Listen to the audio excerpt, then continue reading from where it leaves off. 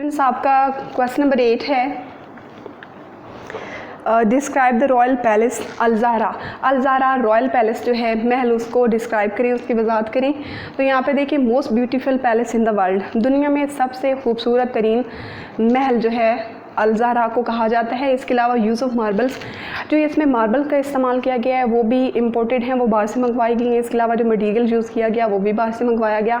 अगर इसके अलावा हम देखें तो इट हैज़ 400 रूम्स है, इसके 400 कमरे हैं और अपार्टमेंट्स हैं। इसके अलावा 1000 slaves and bodyguards of Amir lived there, और आमिर जहाँ पे रहता है उसकी जो रिहाइश की जगह है वहाँ पे तकरीबन जो है 1000 के करीब ग़ुलाम हैं जो कि उसकी हिफाजत करते हैं।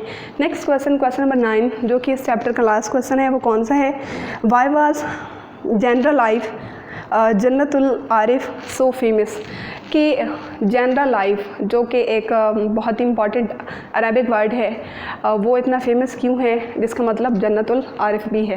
तो यहाँ पे देखिए स्टूडेंट्स, ये जो वर्ड है जनरल लाइफ, वो कहाँ से आया है? अरबिक वर्ड से, जिसको हम जन्नतुल आरिफ कहते हैं, और उसका मतलब क्या है? इंस्पेक्टर्स पैराडाइज, मतलब जो हिफाजत करने वाला है, इंस्पेक्टर है, उसकी जन्नत। अब वो किसी महल को भी कहा जा सकता है, और जो है इसके अलावा जहाँ पे जो बेसिकली ये वर्ड यूज़ किया गया वो एक बाग के लिए यूज़ किया गया, गार्डन के लिए। Best noun garden of the Spain का सबसे बेहतरीन या फिर बहुत ही जाना माना बाग जो है इसको कहा जाता है।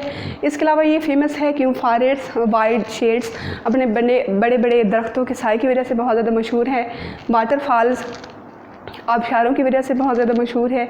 इसके अलावा सॉफ्ट ब्रीज़, और इसकी जो नरम और जो ठंडी हवा है उसकी वजह से बहुत ज़्यादा मशहूर है।